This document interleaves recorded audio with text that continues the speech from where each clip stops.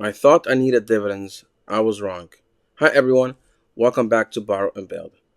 Someone left a comment on one of my videos that said, I'm focused on growth ETFs over income with Borrow and Build.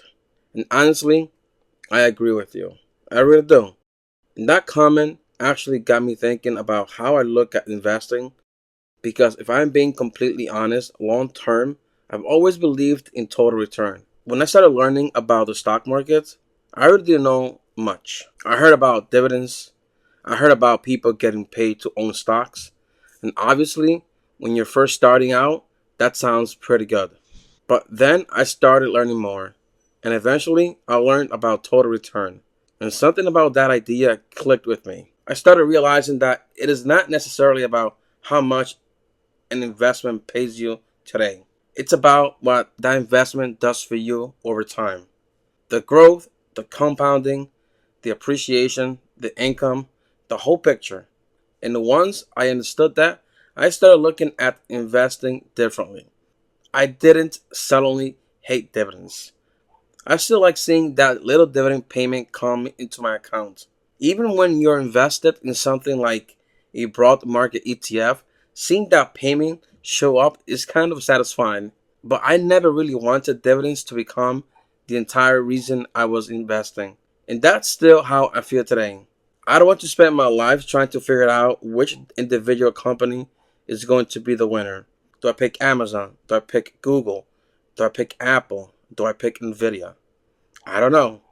And honestly, I don't want that responsibility. Because the funny thing is, all of these companies are already part of our lives in some way. We use them directly, we use them indirectly. They're everywhere. So why do I have to sit there and decide which one is going to win?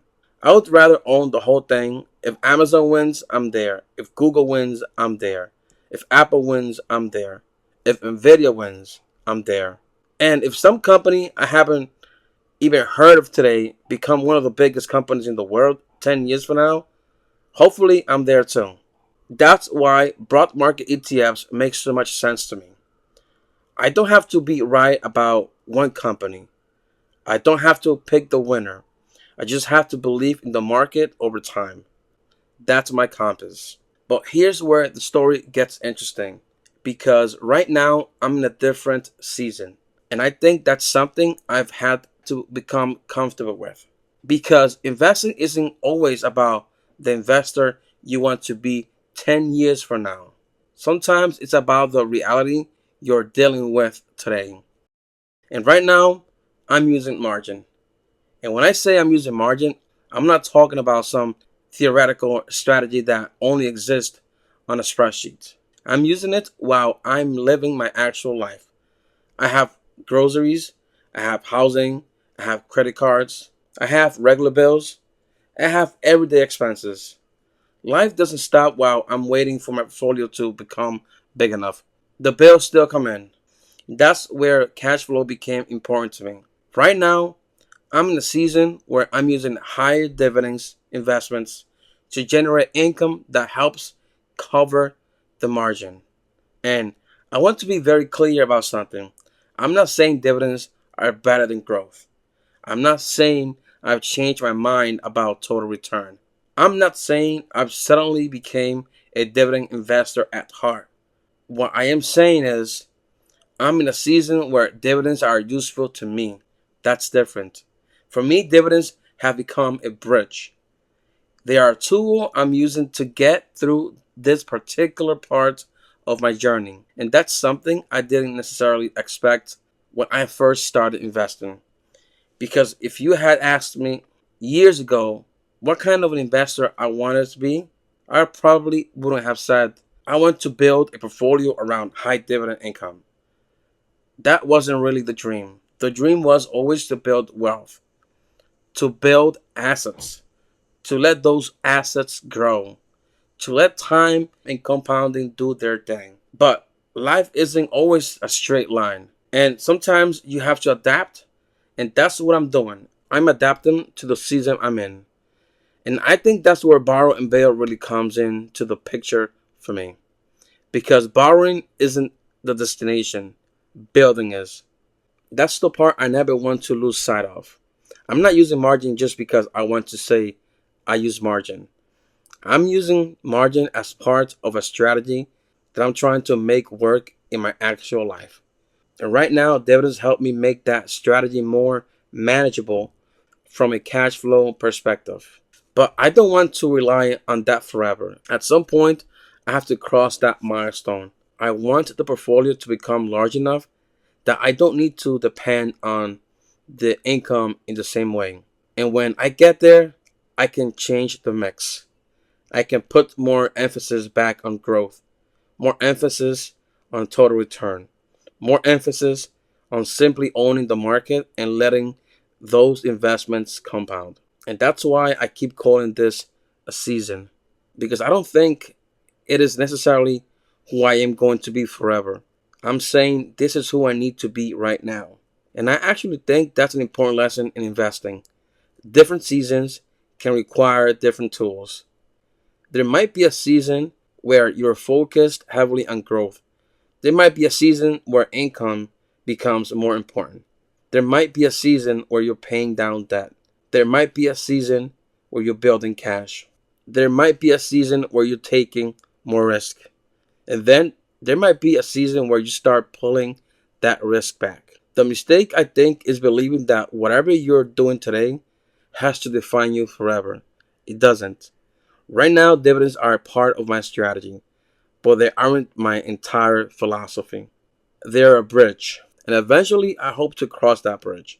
And when I do, I want to be able to look back and say, that was the season when I needed this.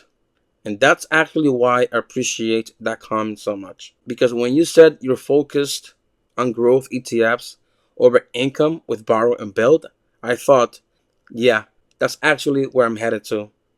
We're not necessarily talking about two completely different philosophies.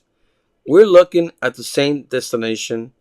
I'm just in a different part of the journey right now. And I think that's important because sometimes when people start talking about investing, it becomes this argument: growth versus dividends, income versus appreciation, this ETF versus that ETF, this stock versus that stock. And I'm starting to think that's the wrong way to look at it. Maybe the better question is, what problem are you trying to solve right now? For me, right now, I'm trying to build while also dealing with real life cash flow.